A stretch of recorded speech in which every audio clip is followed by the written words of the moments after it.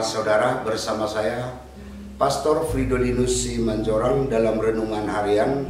Bacaan untuk kita renungkan pada hari ini diambil dari Injil Markus bab 16 ayat 15 sampai dengan 18. Lalu ia berkata kepada mereka, "Pergilah ke seluruh dunia, beritakanlah Injil kepada segala makhluk. Siapa yang percaya dan dibaptis akan diselamatkan, tetapi siapa yang tidak percaya akan dihukum. Tanda-tanda ini akan menyertai orang-orang yang percaya. Mereka akan mengusir setan-setan demi namaku. Mereka akan berbicara dalam bahasa-bahasa yang baru bagi mereka. Mereka akan memegang ular, dan sekalipun mereka minum racun maut, mereka tidak akan mendapat celaka. Mereka akan meletakkan tangannya atas orang sakit, dan orang itu akan sembuh." Demikianlah sabda Tuhan.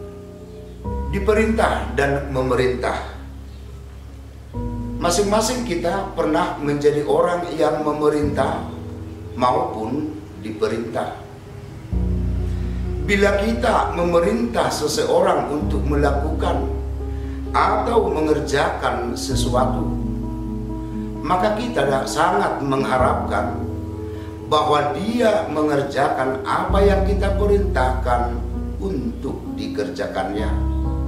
Demikian juga bila seseorang memerintahkan kita untuk mengerjakan sesuatu, maka dia tentu mengharapkan kita untuk mengerjakan apa yang diperintahkannya kepada kita.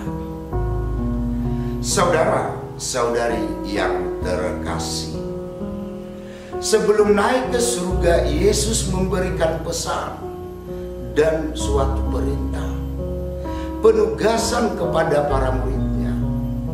Pergilah ke seluruh dunia, beritakanlah Injil kepada segala makhluk.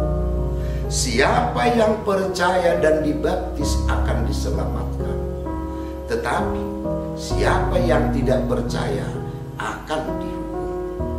Perintah untuk pergi ke seluruh dunia adalah tugas perutusan gereja yang disampaikan Yesus kepada para muridnya untuk mewartakan Injil kepada semua orang dan membaptis mereka yang percaya. Dan dalam melaksanakan tugas perutusan ini, para murid akan didampinginya dengan aneka macam anugerah.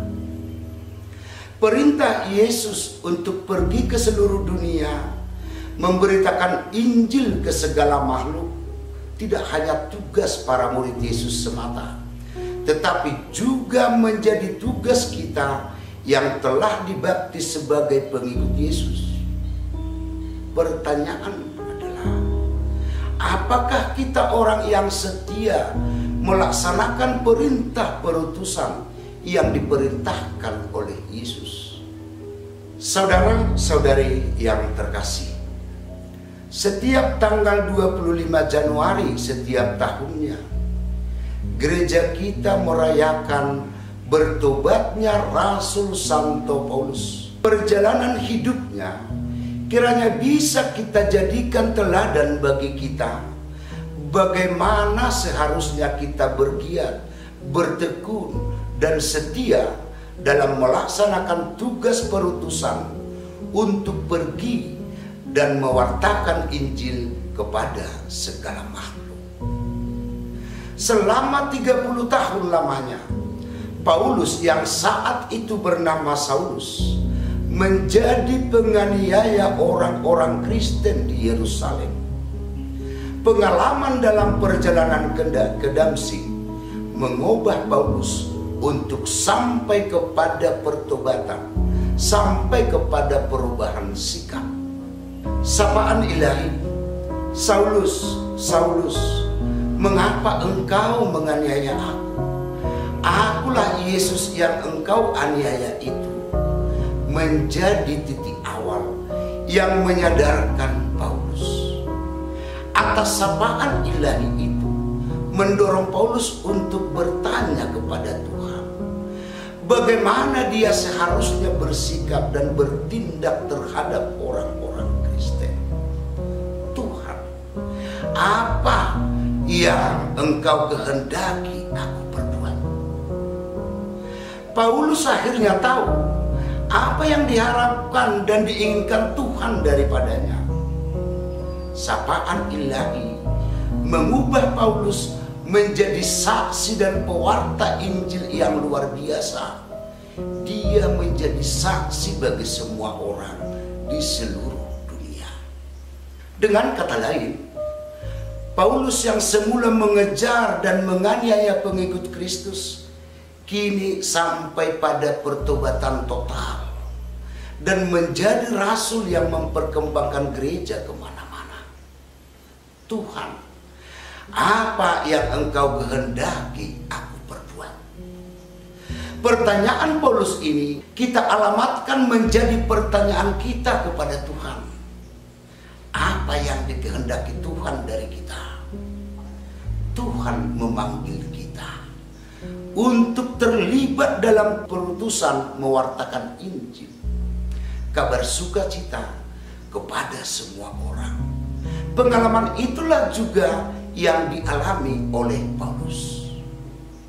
Atas pertanyaan di atas, maka Tuhan memberi jawaban untuk kita kerjakan. Pergilah ke seluruh dunia, beritakanlah Injil kepada segala makhluk.